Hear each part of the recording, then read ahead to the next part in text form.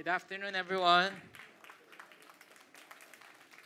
Welcome to our 12 noon service. Thank you for being here kahit mainit. And just like what I always say, well, todo na po yung mga aircon natin. It's just that mainit po talaga. And thank you for being here.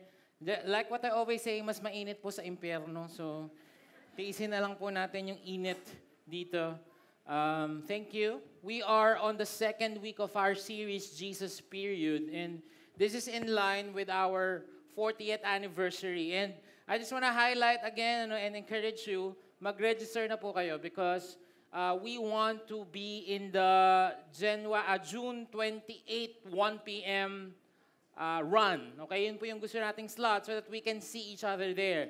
Well, I'm not sure if we can really see each other because ang dami talaga nun. Pero at least sabay-sabay tayo because nauubos na po yung slots. And mga campus, okay, hingan mo na ng pera yung mama mo. Kaya mama, utang na lang muna. Kasi nakita ko sa chat group namin, 1,000 slots na lang po yung campus for the whole Philippines. So, wag na kayong magpahuli if you're a campus. O kaya, Kuya Bench, pa-register na lang po kaming 10, di ba?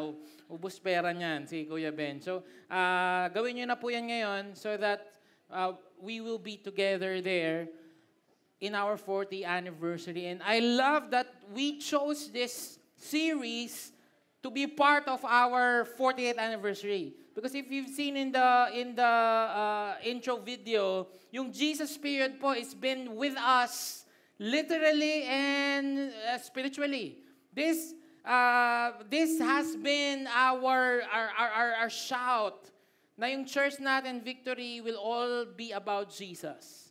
And literal, marami pong churches na merong Jesus period, na Victory churches sa gitna. Saying that the center of our church is not any politician or pastor, alright, or not that anything, walang gimmick, wala. Si Jesus lamang ang gitna at sentro dito sa simbahan natin. Amen ba yun? Gusto niyo ba yun? Na si Jesus yung nasa center. Sad to say, and this breaks our heart, that one of our bishops cannot be with us anymore sa ating 40th anniversary. And I don't know if you know him or not. Bishop Ferdy is one of the originals. He got saved in 1984 as a student and became a pastor and now one of our bishops. Sino po dito kilala niyo pa si Bishop Ferdy? Taas kamay. Taas kamay. And kung nanonood kayo ng morning worship and prayer, he's regular there. He's also our speaker sa ating 10 years anniversary. I love these two pictures because this is the picture, one of our extensive time with him na hindi pa nga planado. Ano to a pastor's conference sa Alabang. So after the session, napadaan lang siya, tapos nagkwentuhan kami. Kala ko naman short talk lang, kaya nakatayo lang kami. Carmen was there. It was like an hour yata of just talking about life and ministry and the topic and all of that. Yun na pala yung isa sa huli naming pagkikita. Ang nangyari po sa kanya, and I hope hindi kayo matakot pag nung kinuwento ko to, he was going home to his hometown, Cuyapo, Nueva Ecija, and meron po kasing daan doon sa Dagupan. And then, pumunta raw po siya sa ospital kasi meron siyang preach ng gospel doon at pinag-pray. And then, namahinga po siya sa Dagupan station. And then, doon na po siya namatay sa loob ng kotse. It's tragic, right? That's why the whole week we were mourning, there were memorial service. This is one of my favorite pictures naman with him. Dito po yan sa kanto ng May Kawayan. If you don't know Bishop Ferdy, he is the one, we call him the running pastor because he ran from General Santos City sa dulo ng Pilipinas all the way to Apari. Tinakbo po niya. Joke po ba yun, Pastor? Hindi, tinakbo niya. Ikaw ang kaya malang takbuhin simula sa street mo hanggang sa bahay niyo. Pero siya, he did it. 50 kilometers a day, he ran for 50 days. And itong picture na to, yung attempt ako, keyword attempt, nasabayan siya. Kasi meron siyang, yung leg niya dyan is May Kawayan to San Miguel. Ganon kalayo yung tatakbuhin niya that day. Yung iba sa inyo, tatamarin mag-drive from May Kawayan to San Miguel. Pero he did that. Sinabayan ko sa niyan, 3 a.m. So, nag-training ako 1 month. Training 1 month. Tapos ito, nag-ano pa kami, stretching, ganon. And then, tumakbo po siya, May Kawayan to San Miguel. Tapos meron lang breakfast sa Plaridel. Okay? Nagbe-breakfast na po silang lahat. Nasa Giginto pa lang ako. Tapos naalala ko noon si Pastor Fred tsaka si Carol, sinusundo na ako kasi ako na lang nasa likod. Ako na lang nasa likod. Pastor Ruby, sakay ka na. Hindi ako sasakay. Masakit na lahat. Sakit na ng katawan ko. Kumakain na po sila doon. Wala akong pake. Ganyan. Kasi gusto kong mapatunayan, ikikwento ko sa magiging anak ko, ayan, na natakbo ko this was 8 years ago, kasi 58 siya, ngayon, 50 siya nung tinakbo niya. Ikikwento ko na natakbo. So, pagdating ko po ng Plaridel, paalis na ulit siya. Patakbo na siya pa San Miguel. Hindi na po ako sumama dahil baka ako na yung kunin ni Lord. Mauna pa ako sa kanya, okay? And again, we are in his memorial. This was last Wednesday. We were there in Carmen. Everyone was crying.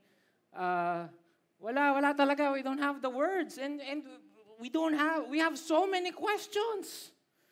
Right? But when I see Miss Judy, when I see Ellie, when I see the whole family, nakita ko lang talaga na halos mahawakan ko yung hope nila. Kitang-kita ko at ramdam na ramdam ko that they really believe that Jesus is the resurrection. They really believe it. It's not just a word. And they are behaving as such. Yung believe mo, tsaka yung behavior mo, dapat align yan. Do you get what I'm saying? Dapat congruent yan. Dapat hindi mo sasabihin na, yes, naniniwala ako na mabubuhay magmuli tayo. Okay, naniniwala ako. Yung kinanta natin, Christ is enough. Diba? Christ is, kanta-kanta ka kanina, enough. Pero habang nakataas yung kamay mo, naisip mo, yung sinaing hindi ko natanggal. Masunog yung bahay namin. Kala ko ba Christ is enough? Right? When I see their family, their behavior and their belief is the same. They believe and thus behave that Jesus is enough. Christ is enough. Jesus is the center. Jesus is Lord. And therefore, their hearts are broken. And therefore, we are grieving, yes. We're sad, yes. Pero we believe and we will behave and they are behaving. Jesus is enough. Jesus is Lord. We are complete in Christ. Balik ko sa iyong tanong, mga kapatid. Ikaw, do you believe that Jesus is enough? Huwag muna kayong mag-amen. Kasi ang susunod na tanong ko sa inyo, do you behave as such? Madaling sabihin, opo, Jesus is enough! Are you behaving? O hindi ka nga maka-worship kasi papunta na yung puputol sa kuryente mo. O hindi ka nga maka-worship kasi parang, yes, Jesus is enough, pero. Di dapat pero. Sinabi mo lang Jesus is enough eh. Kaya nga Jesus period eh. And if you are feeling that way, you don't have to be ashamed. Me, myself, all right? Kahapon, I was praying. I was writing in my journal. Okay, I was praying for something and I wrote this in my journal. Sabi ko, Lord, help me. Help me trust in you with this. Help me, Lord, because right now I feel like you're not enough in this area. Help me. Kaya we need to study the Word of God together so that we will believe that Jesus is enough, behave in such a way, therefore experience being complete in Jesus Christ. Colossians chapter 2, verse 1 to 10. Tayo. we are going through the book of Colossians. Okay, buong month na to or buong 4 weeks, the book of Colossians.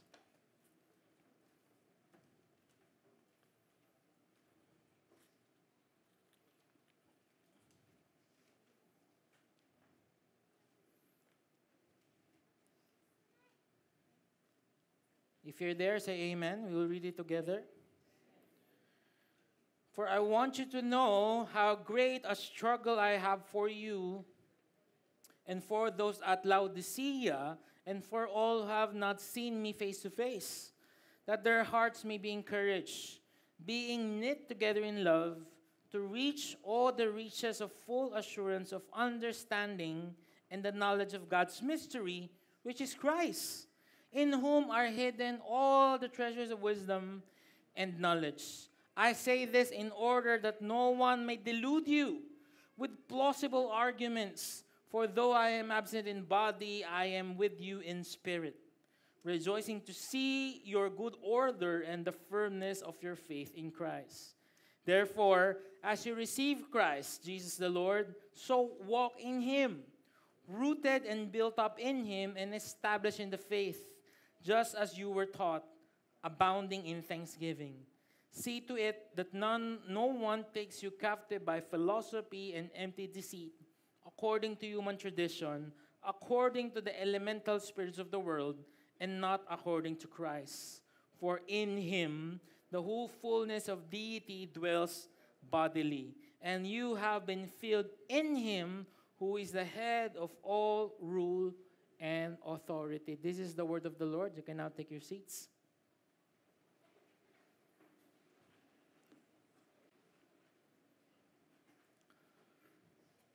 If you were not here last week, I encourage you to go look at our Victory May Kawayan YouTube because that is foundational. Bakit ba natin mayayakap na kumpleto si Jesus? Kasi, yung sinabi natin last week, right? And the reason why he wrote this to the church in Colossae ay nagoyo sila ng mga tao na what we call the Colossian heresy, na sinasabi na si Jesus ay hindi naman Diyos. Si Jesus ay isa lang sa mga emanations na ginawa. Right? So, he wrote this very beautifully in the book of Colossians. So, first thing that we want to do is we want to believe. Sabihin nyo nga, believe. For I want you to know how great a struggle I have for you and for those at Laodicea and for all who have not seen me face to face. In other words, sabi ni Paul, hindi ako makatulog. Hindi ako mapakali. Kasi itong church in Colossae ay hindi siya yung nagplant. Ang church ng Colossae ay plinant ng isang disciple, the name of Epaphras, who got saved probably in the nearby city of Ephesus. So, the church was growing until people went inside, mga Gnostics, and again spread these lies about who Jesus is. So ngayon, nagpunta si Epaphras sa Rome. Nasa Rome siya ngayon. Nakakulong siya habang sinusulat niya yun. Which amazed me kasi sana ang iniisip na lang niya paano makatakas. O kaya nag-aalala siya, baka mamatay na siya, bitayin na siya. Pero hindi, iniisip pa rin niya yung church. So imagine niyo parang tayo, no, Victory May Kawayan, okay tayo, tapos umalis na ako, for example, nalipat ng ibang Victory, for example, tapos may nagbalita, Pastor, yung Victory May Kawayan po na naging pastor po kayo. Ano, kamusta na? Eh yun po, God the Mother na po yung wino-worship. Ano nangyari? Opo, tapos po yung part po ng worship, meron na pong binibitay na bata as part ng worship. Di ba parang, what? What's happening? So ganun siya, nag-aalala siya. Anong nangyayari? Okay, I want you to know that I'm struggling for you. I want to meet you face to face, that their hearts may be encouraged, being knit together in love, to reach all the richness of full assurance of understanding and the knowledge of God's mystery, which is Christ. Sinasabi niya dito, something about understanding who Jesus is missing. Na iba na naman yung pagkakakilala nila kay Jesus. Na iba na naman yung paano nila nakikilala yung personhood, humanity, deity ni Jesus. And I want to write this letter to you so that you will be assured and secured and united who Jesus is. Dapat pare-parehas tayo ng Jesus na pinaniniwalaan. And don't get me wrong, pagka meron kang kausap, okay, ano ba yung, example lang, hindi Victory in Church. O, saan ka nag-church? Dito sa I Rebuke You Satan in Jesus' Name Christian Church. Huh? Ang haba naman. O, sino anong pinaniniwalaan nyo doon? May God ba kayo? Yes. Oh, good. May Jesus ba kayo? Okay, good. No. We can probably have the same vocabulary. We can say words like God, Jesus, salvation, Holy Spirit, but we might have the different dictionary. Ibig sabihin, iba-iba ang definition natin kung sino si Jesus. So, it's not that simple na si Jesus. Okay, Lord and Savior. Yes. Kasi if you ask questions, you would know the truth. Minsan, ang pangalan pa nung simbahan, Iglesia ni... Pero hindi naman wino-worship si Jesus as deity. Jesus is just a creation. So, hindi tayo pare-parehas. Kaya hindi makatulog si Paul. At ako din, hindi ako makakatulog. Pag merong, Pastor, yung volunteer po natin sa kids, so ano na nangyari? Iba na po yung sinasabi sa Facebook. Sinasabi po, discipleship is not important. Huh? Ano nangyari? So yun nangyayari dito. And it all starts with understanding who Jesus is. Kaya important yung last week that He is supreme, that Jesus is the revealer of the Father, Jesus is the creator of the cosmos, Jesus is the sustainer of the cosmos, Jesus is the head of the church, and He is a great reconciler to us, to the Father. Dinagdagan pa niya, in whom, si Jesus, are hidden all the treasures of wisdom and knowledge. I say this in order that no one may delude you, para hindi kayo magoyo, para hindi kayo mabudol with plausible arguments. Ang tatalino kasi nila mag-explain it's when we studied all the fossil records of the resurrection, maybe it's not possible that a man can... Nakaka-amaze. Ang gagaling ng words. May mga doctorate pa ng mga to. Pag binasa mo, mukhang may sense. Dinagdagan pa niya dito sa verse 3. The repository of all wisdom and all knowledge is Jesus Christ. So kung gusto mong tumalino, andito yung mama ko, she knows me. Alam niyang hindi po ako katalinuhan. Guwapo, yes. Pero mga grades ko sa school, 3, 80, 75. But when I began to love my Bible, understand who Jesus is, sabi dito guys, the treasures of wisdom and knowledge are hidden in Christ. Hindi yan metaphor. Kasama yung knowledge of everything. Kaya binabasa ko lang naman yung Bible, biglang tumatalino ka sa parenting, biglang tumatalino ka sa marriage, biglang tumatalino ka in understanding the world, biglang tumatalino ka in ability to produce wealth. Because it's there. So kaya nga hindi pwedeng, okay, si Jesus, pang spiritual, pero pag mga pera, pag mga relationship, pag mga psychology, kapag mga, iba. Hindi, ayan So huwag kayong maniwala na may Jesus and, no, Jesus period. One of my favorite books is by Tullian Tchividjian, Jesus plus nothing equals everything. I love that book. Jesus plus nothing. Hindi pwedeng Jesus and mamamali tayo dun. Hello? Sabi ni A.W. Tozer, what comes into our minds when we think about God is the most important thing about us. Yeah, you got it. Tatagalugin ko. Kung paano mong nakikilala ang Diyos, ang pinaka-importanting bagay about you. Bakit? Your belief will drive your behavior. Your belief will drive your behavior.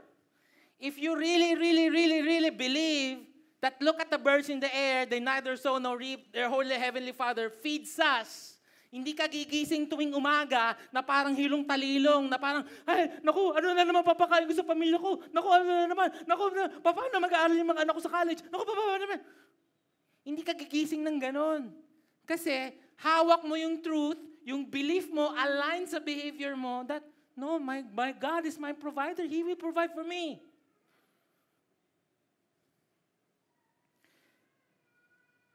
Sorry na sa bata. Passionate lang. Hindi po ako galit.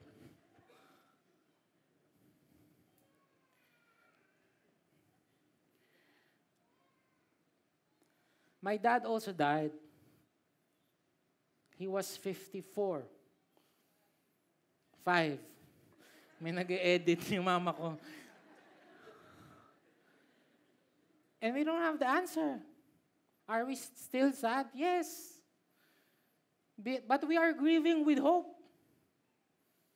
Because we know we will see Him again. That belief drives my behavior. Yes, I miss Him, pero at the same time, excited ako to see Him again. The same way with our friend, si Jello. Di ko alam ginagawa nun sa langit, nagko-computer pa din siguro. The Kabiling family. Kung ano ang pagkakakilala mo sa Diyos, yun yung pinaka-importanting bagay about you. Kaya we study the Word of God here every Sunday, friends. Ito pa, sabi ni James Montgomery Boyce, we do not have a strong church today, nor do we have as many strong Christians. And we can trace the cause to an acute lack of sound spiritual knowledge. Ulit, medyo masakit yung sinasabi niya. Sabi niya, ang hihina ng mga simbahan ngayon. Ang hihina ng mga Kristiyano. Alam niyo kung bakit? Because we do not have sound theology, sound spiritual knowledge. They have forgotten what God is like and what He promises to do for those who trust Him.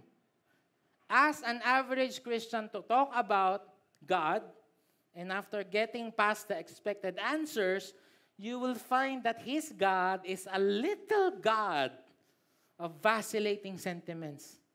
Ibig sabihin, kung if I would go down and talk to some of you, pag tinanong ko sino si God? Si God po, yung creator ng universe. Okay, good. Sino si Jesus?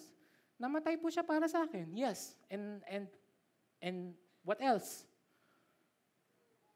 That's it po. Kulang eh. Kulang. Paano ka makukumpleto if you don't even know these things? Do you understand? So yun yung sinasabi niya. We have to study the Word of God every single Sunday.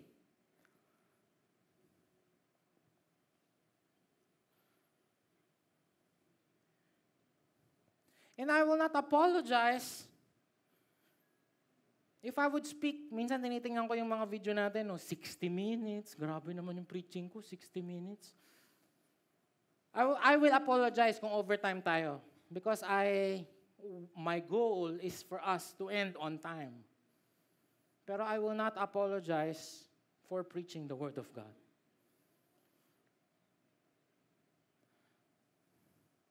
In fact, I'll make it a point right now to put the pulpit here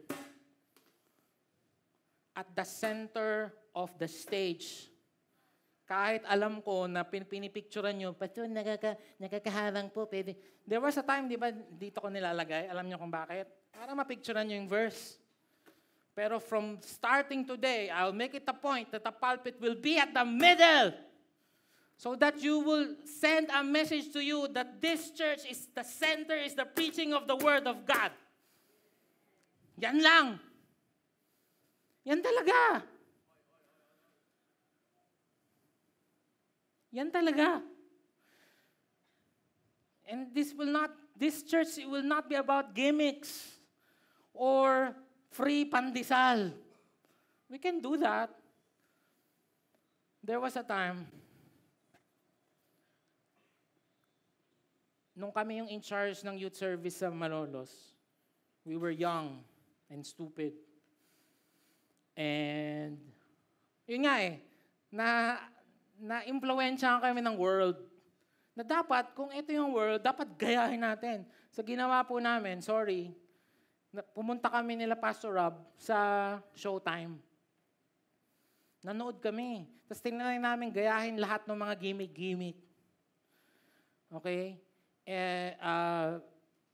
Lahat na ng lights, smoke machine. By the way, kung wala tayong smoke machine, naisip ko lang, pwede pala vape ministry, no?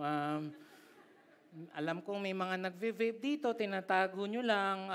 So, gamitin natin for good purpose, di ba? Pag may worship,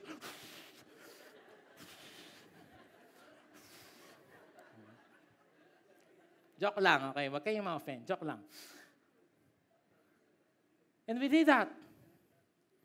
Tapos, sobrang wala ng oras, 15 minutes na lang yung preaching.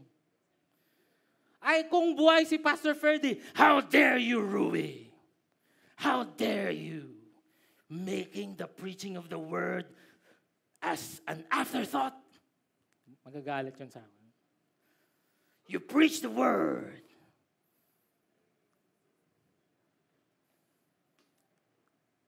Tingin kayo sa akin. And please, it's not about, I'm gonna say this not because of me. You know how long I take to prepare the preaching every week? 12 hours. Minsan na-offend ako pag may mga pastor na, pagising ko ng umaga, nun lang ako nagpe-prepare. How dare you? Alam niyo kung bakit? Kasi alam kong walang ibang way for you to understand the knowledge, the mystery, the power, the grace, the majesty, the authority of God, but by preaching the word. Walang ibang way. And I want you, Victory Megawayan, to be the most loved, most fed congregation in the whole world.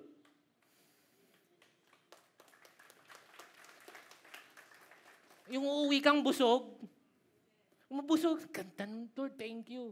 Not about me, please, not about me. I'm just being a microphone here by the Word. The Word of God has the power.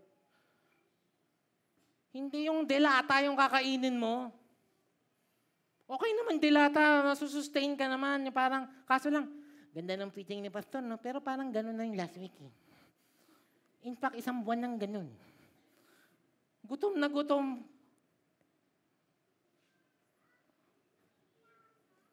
So my pursuit, personal pursuit in life, until they put me in the ground, as Bishop Ferdy said, is to preach the word. Kasi dito tayo magkakaroon ng handle of the richness, of the mystery, the knowledge of who Jesus is. Eh. And we will be faithful to that. But I cannot do that for you. Lang. You have to study your own scriptures.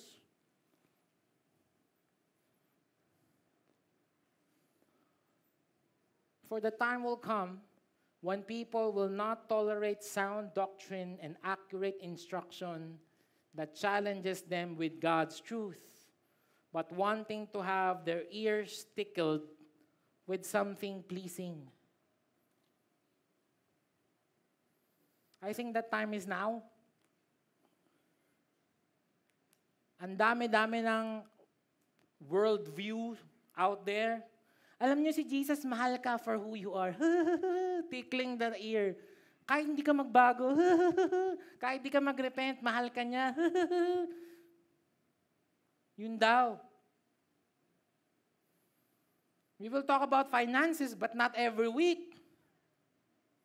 Some churches, kaya lumalaki, puro ganun yung preaching eh. We don't want to be like that. But wanting to have their ears tickled with something pleasing, they will accumulate for themselves many teachers, one after another, chosen to satisfy their own desires and to support the errors they hold. Alam nyo, kung gusto lang namin kayong pasayahin, buong series about buong year, grace. Ayan, gustong-gusto natin yan.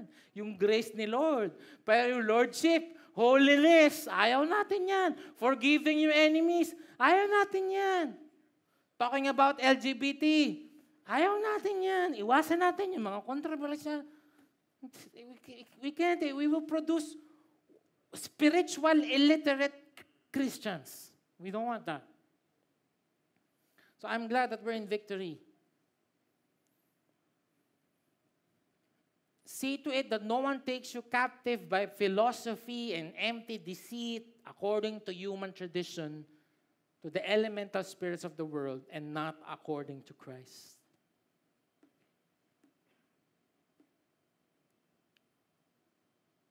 Because it's going to be out there. One example is what we call right now progressive Christianity. Progressive Christianity means dapat nag-i-evolve din yung Christianity. Ito yung isa sa mga pinaniniwalaan nila. By the way, they will not claim to be progressive Christians. Pag tinanong mo sila, ano ka? Bible-believing, Jesus-centered Christian. Pero pag kinausap mo siya, kaya nga sinasabi ko, hindi ko maniniwala kay Jesus, hindi ko mo okay yung pamilya. Sometimes when we think, parang okay naman yung pamilya. Parang siguro dapat gayahin na lang natin sila. No. Progressive Christians acknowledge multiple paths to God. Dito pa lang, mali na eh. Multiple paths to God. Anong sabi ni Jesus? I am the way, the truth, the life. Yung kinakanta nga natin, di ba? Tug, tug, tug, one way. Ganun ba? Tug, tug, tug. Multiple ways. Hindi naman eh.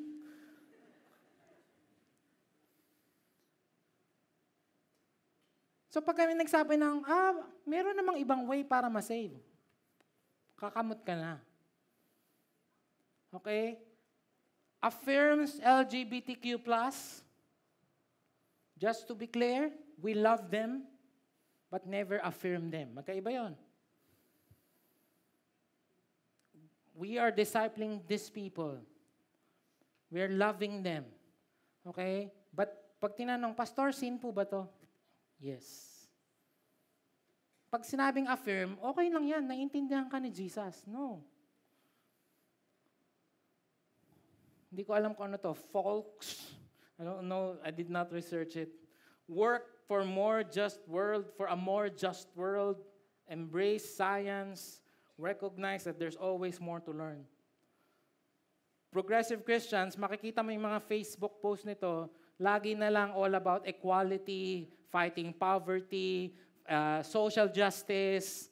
Tapos nakalimutan na yung preaching the gospel. Nakalimutan na yung discipleship. So parang, hindi, dapat ang Kristiyano lumalaban sa mga korupsyon. Tama naman yun. Pero, and I will not be surprised in a matter of years, it's gonna be a full-grown cult. Cult na siya. So be very careful. Sino ba yung Jesus na pinaniniwalaan mo? Ito yung sinabi ko sa inyo last week. So number 1, believe Number 2, behave. Again, your belief should drive your behavior. Should be aligned by your behavior. Therefore, as you receive Christ Jesus the Lord. Sino dito? You receive Jesus Christ as your Lord and Savior. Taas kamay. Yung iba. Hindi pa? Ba't kayo nandito? Magre-receive pa lang mamaya. Okay. Bisita po ako eh. Okay, sige. Hindi sinabing, therefore, as you receive Christ Jesus the Lord, see you in heaven. Hindi sinabing ganon. Therefore, you receive Jesus Christ the Lord. Okay, no. Walk in Him. As you receive Jesus Christ the Lord, what happens next? Walk in Him. I love the metaphor that He used, walking. Sino dito, paggising mo ng umaga, paggising mo ganun, tapos bilang, anong nangyari, mami? Pupunta akong kusina, nakalimutan ko pa na maglakad. Walang ganon. It's second nature. So anong pinapagawa sa atin ni Lord? Again, naniniwala ka na si Jesus ang nagligtas sa'yo. What's next? Walk in Him. Ano yung walk in Him? Keep moving forward. There's no such thing as pag kinamusta ka, bro, kamusta yung Christian life mo? Steady lang, pastor, steady. Walang steady. Chill lang ako, pastor. I'm the chillest Christian ever. Walang ganun. Sabi ni Charles Spurgeon, the Christian life is like climbing a hill of ice you cannot slide up. Nakarinig na ba kayo ng term na, yan, sino yan? Upslider yan. Meron ba? Pero backsliding, meron. Anong sabi ni Charles Spurgeon? Okay? The moment you stop reading your Bible, the moment you stop pursuing knowledge about who God is, the moment you stop discipleship, the moment you stop victory group, the moment you stop praying, the moment you stop all of these things, kaya nga lagi namin kayo sinasabi, what's the next step? What's the next step for you? What's the next step for you? What's the next step for you?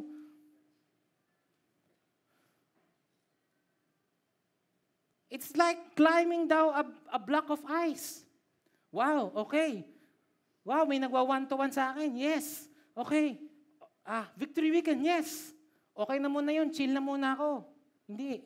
Patras ka. Shh. Shh.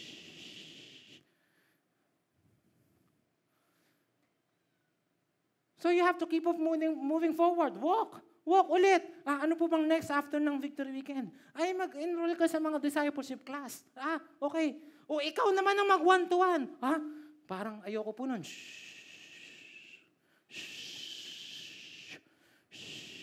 Kaya namin kayo tinatanong, what's next for you?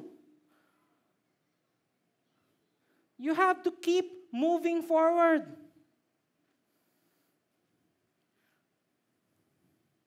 Anong sabi ni Jesus? It's either you are very hot or very cold.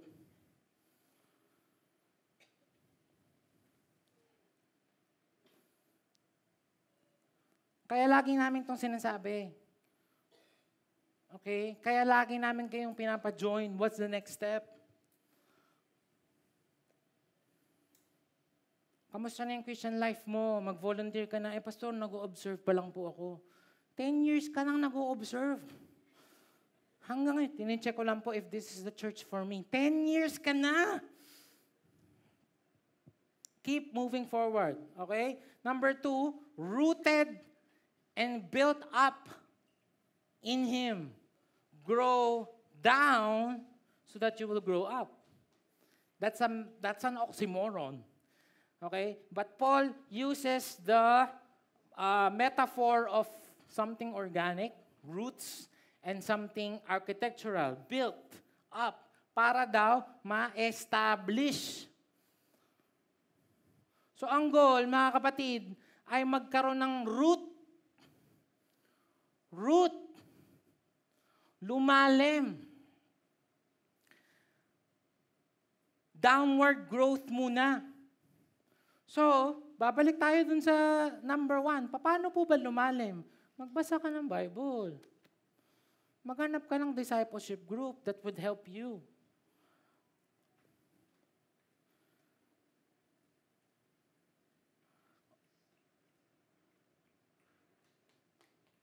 when we are planning for Victory May Kawayan, hindi namin pinaplano kung paano pa tayo magdadagdag ng mas maraming tao. We never talk about that. Oh guys, we need 300 more people. How can we do that? Okay, magpamigay ba tayong candy, maglibreng samyupsal? We never talk about that. We know that the most important thing is we ourselves is growing deep into the Word of God, our relationship with God. So, kausapin ko lang din yung mga music team leaders, mga volunteers ng ushers, kids ministry. Hindi dapat ang goal, paano dadami ang volunteer? No, ikaw muna, asikasuhin mo muna yung relationship mo kay Lord. Because as you root yourself, you will be built up. Do you get that? I am the vine, you are the branches. Without me, you will not bear fruit. So asikasuhin mo yung relationship with my Lord and the people will come. Maturity, not numbers. Kamusta yung relationship mo kay Lord? Babalik tayo ulit doon sa relationship natin kay Lord. Disciples, not fans. Yung kinikwento ko sa inyo kanina, nung nag-youth service kami sa Malolos, sobrang daming tao. Sobrang tuwa namin. Yay! Galing-galing natin. No? Tayo talaga dapat, no? Sulat tayo ng book, How to Do Campus Ministry. You know what? Nasa na lahat yung mga estudyante? Hindi namin na-disciple. Kasi naghahanap lang ng smoke machine. Naghahanap lang ng free pizza. Naghahanap lang ng laser lights. Pag wala na at hindi rooted sa word ni Lord, wala din. And number 3, abound in thanksgiving. Okay? Walk, keep moving forward. Grow down so that you will grow up. And abound in thanksgiving.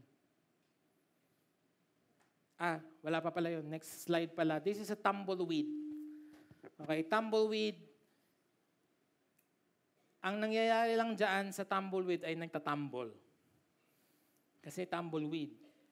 You know why? It has just one root. Singular root. Napakadaling mabaklas. Yan yung mga sa pelikula, nakikita nyo mga desert, biglang may lumilipad. Ganon din yung faith natin, mga kapatid. Pag hindi ka rooted and built up and established in the faith, may marinig ka lang na bago, bago yan na. Mapupunta ka na doon. Ayaw natin na maging ganun tayo. Hinihipan ng hangin, parang nung nakita mo yung picture ni Alden tsaka ni Catherine, kilig na kilig ka na, okay naman yun. Pero ayaw natin ganun sa faith, na parang pag may bago, bago yan na. A couple of weeks ago, may kinausap ako mga men doon, and thank you for going to me. Okay, nag-VG sila doon. Pastor, may tanong po kami. Kasi po, may nagsabi po sa amin, hindi na daw po dapat mag-repent. Kasi po, sabi po ang kasalanan daw po natin, past, present, and future, ay pinatawad ng Diyos. Ano po bang masasabi nyo? Sabi ko, basa.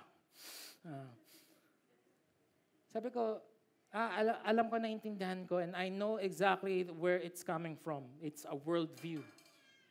It's and I explained to them, sabi ko, no, the Bible is very clear that we repent of our sins. The Bible is very clear. Yes, that's true, but blah, blah, blah, blah, blah, blah, and I talked about that. So ayaw natin na masway tayo easily. Number 3, abound in thanksgiving. Okay? Abound in thanksgiving. Pag naintindihan nyo talaga yung supremacy ni Christ, naintindihan nyo the richness of His grace, His mercy, His love for you, that He's providing for you, you will abound in thanksgiving. Hindi yung negatron ka, lahat na lang mali. Alam naman nila na summer, hindi pa sila nagdagdag ng aircon. Ano ba naman? Pasalamat ka naman muna. Nako, yung mga dito, dapat magkakaiba yung ginagawa sa mga kids dito. Nako, ano ba yung mga tinuturo nila? Nag-thank you ka man lang ba sa mga Kids Church volunteers? Ay, nako, yung isang usher doon, hindi ko siya type. Laging ganun yung mukha niya. Ikaw kaya mag-usher?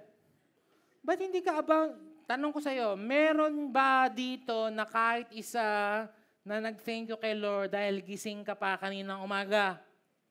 Thank you ka kay Lord. Si Bishop Ferdy nga pag sama-samahin lahat yung buhay natin, hindi siguro tayo Ay, nako. Si Pastor Timothy Lo, ang what's amazing, not amazing, amazing and yet sad at the same time. Si Pastor Timothy Lo, yung senior pastor natin sa Every Nation Malaysia, kumakain lang. Kumakain, tapos tawa ng tawa, tapos inatake sa puso. Tapos may 3 doktor, naka-dinner niya, kahit anong gawin, hindi na siya ma-resuscitate. Yung iba, lalo nang kinabahan. Naku po. Sabi ko nga kay Carmen, love, baka kinukuha na ni Lord yung mga senior pastor. Ito na lahat ng password. Binigay ko na sa kanya lahat. Okay? And I'm fine with it. I'm fine with it. To live is Christ, to die is gain. Pero pwede bang kami na lang, Lord, lahat para kawawa naman si Carmen at yung mga anak. Abounding in thanksgiving. Last is, when we understand this, the knowledge of who God is, His mystery, all right, that He is supreme, that He is a revealer of the Father, is the creator of the cosmos, sustainer of the cosmos, you will be complete. Bakit may nagkakarpintero?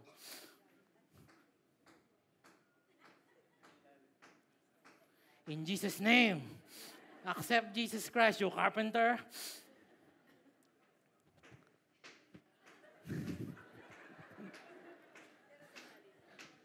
We are not complete without the carpenters. Okay, be complete.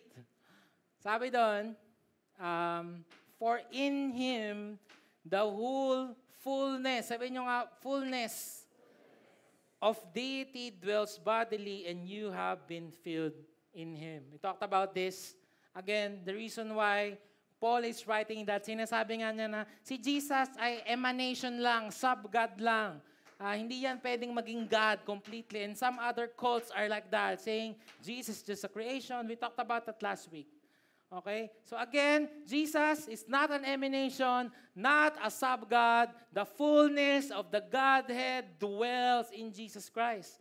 In fact, kung may Bible ko ngayon, bilugan mo to. Colossians 2 verse 9. This is a proof that Jesus, both the God and both human, has the fullness of the Godhead in Him. Kompleto. That is one verse explaining the deity and humanity of Jesus Christ, which is very important to us to embrace, right? For in Him, the whole fullness of deity dwells bodily, and because of that, mga kapatid, you have been filled in Him. Kung sa tingin mo, kailangan mo na ibang bagay para maging kumpleto. Kung sa tingin mo, kailangan yung master's degree para maging kumpleto. So sa tingin mo, ay kailangan ka ma-promote, kailangan ka magkaanak, kailangan ka magkaasawa, kailangan ka magkabahay, kailangan mo dumaming pera, kailangan mo maging magaling sa basketball para ma-complete. No. Jesus is saying, because the fullness of God is in Jesus, and now Jesus filled you up, you are now complete in Him. Complete in Him. You are made full, sabi ng ASV.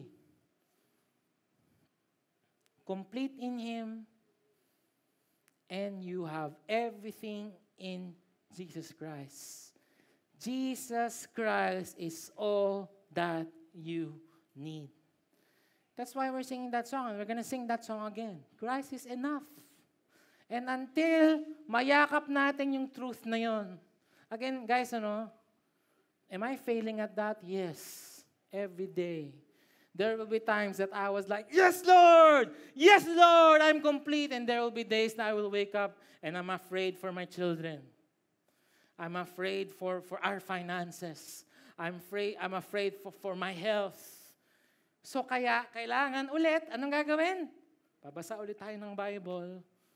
Because faith comes by hearing of the Word of God. We will dissect it again and then let that belief that embrace us so that we will behave in the same way to feel that we are complete in Christ. You are made full, writes Calvin, does not mean that the perfection of Christ is transfused into us, but that there are in Him resources from which we may be filled, that nothing be wanting in us. Thus, in union with Christ, our every spiritual need is fully met. Possessing Him, we possess all. There was no need, therefore, for the Colossians to turn to the philosophy of the errorists, the ritual of the Mosaic law, or to the spirit beings worshipped by the pagan world. All they needed was in Jesus Christ. As Charles Wesley put it, Thou, O Christ, art all I want, more than all in Thee I find. I love that. You, O Christ, is all I want, more than you, more than all in you I find. Ulit. Let that word sink into your soul. You, O Christ, is all I want, more than all in you I find. Wow. You, O Christ, is all I want. You're enough. You're enough. You're enough for me. You complete me. You're all I need. Jesus, period. And more than you, more than all, in you I find.